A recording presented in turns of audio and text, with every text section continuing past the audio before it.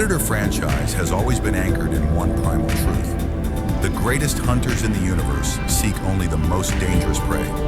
From the jungles of Valverde in 1987, to the streets of Los Angeles in 1990, to the game-preserved planet of predators, 2010, and most recently to the Comanche Nation of Prey, 2020. Each chapter strips the conflict down to its bones: survival, honor, and the brutal elegance of the hunt. Prey, Badlands, redefined the franchise by going backward in time and forward in quality. Naru, a young Comanche warrior, became one of cinema's greatest underdog hunters.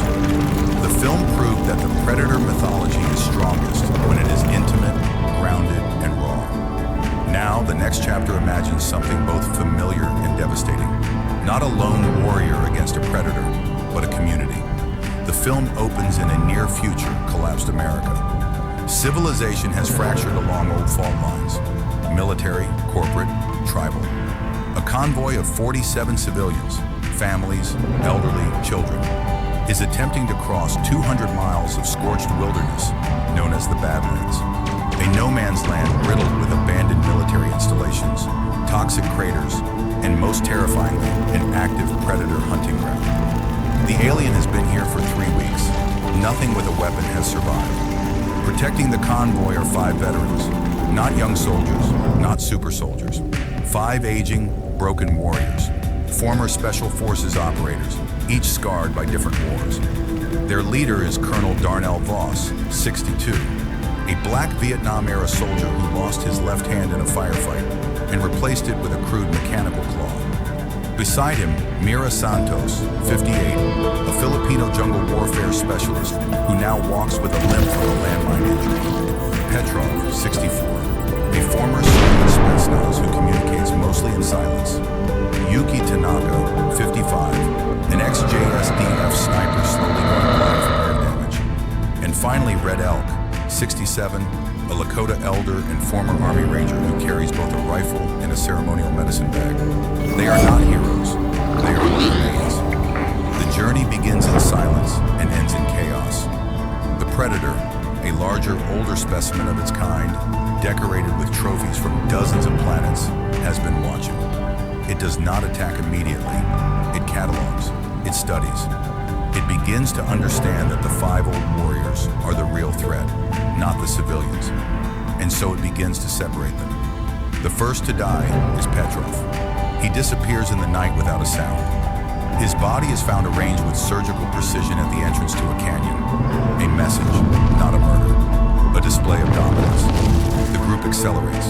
Mira takes point using her knowledge of jungle traps to rig improvised perimeter systems. But the Predator dismantles each one with terrifying intelligence, sometimes mimicking the sounds of trapped animals to lure the convoy off course. Children cry, elders pray. Voss holds the line through sheer will. The horror deepens when Yuki, nearly blind, manages to wound the Predator with a thermal-guided shot. A moment of staggering courage that earns the alien's respect but costs Yuki everything. The Predator does not kill him immediately. It watches him bleed, acknowledging a worthy adversary.